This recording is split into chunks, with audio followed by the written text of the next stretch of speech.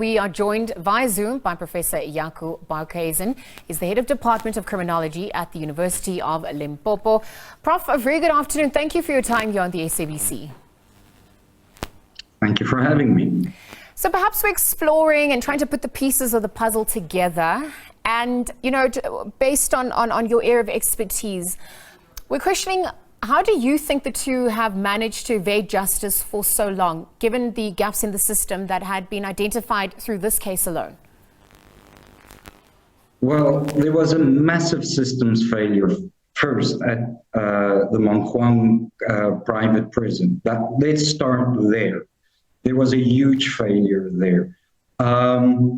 These two individuals exploited the system in such a way that there's probably involvement of organized crime, and then also just the complete failure by G4S to actually understand who they had in this private prison. I mean, we heard from the parliamentary inquiry when the questions were asked why he was allowed a laptop, unrestricted laptop and internet access, that they responded by, it was for his rehabilitation and his studies. Now that shows for a company that really prides itself on intelligence and assessments, that they didn't do any of that. They did no criminological assessment of this individual. Because if they did, they would have looked at the psychosocial makeup of the individual, the type of modus operandi, and the victimology. And just based on what we know, there's no way that you would allow a person like that access to a laptop and the internet. He was accused of using Facebook to lure women and rape them. So that from there on, the failures just cascaded, and they were able to get out and get out of the country, probably jumped a fence somewhere and had furthermore, because he had access to the internet while inside. Prof, on the back of those sentiments, with the issue of the identity verification, what other concerns arise, as seen in the case with Thabo Bester, perhaps also in relation to others that could also, be undergoing the same procedure? Okay, so what also came out was we have a law that any sex offenders need to have their DNA stored on the database. That never happened to Bester because he pleaded guilty, right? There was no real court case. We need to amend that even if you plead guilty, and that anyone convicted even before this date should have their DNA, especially for sex offenses, be stored on this database.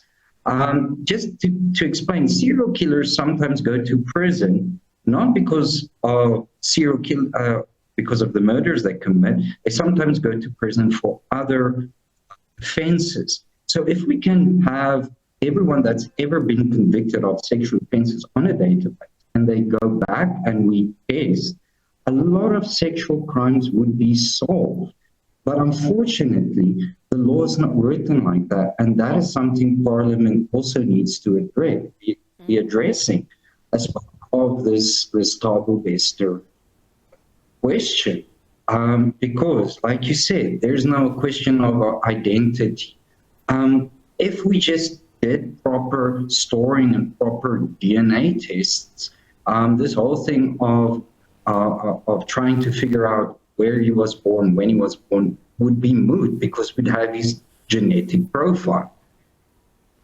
Prof Jaco, the issues of the departments in South Africa operating in silos has also been brought to the fore once again. We're looking at the structure of how they operate in silos, the lack of effective coordination between mechanisms, and how it's reflected in this case. How important is it to identify what mechanisms may enable the departments to work better together, under what conditions, so that we can ensure that justice ensues, the safety and security of South Africans are also protected, and it doesn't become politically and administratively costly, which seems to be reflected here again.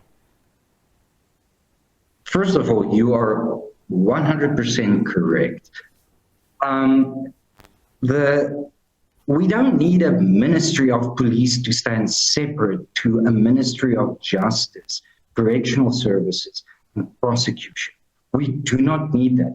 Police, the NPA, and DCA should be under one ministry so that there is a clear flow of information between the legs.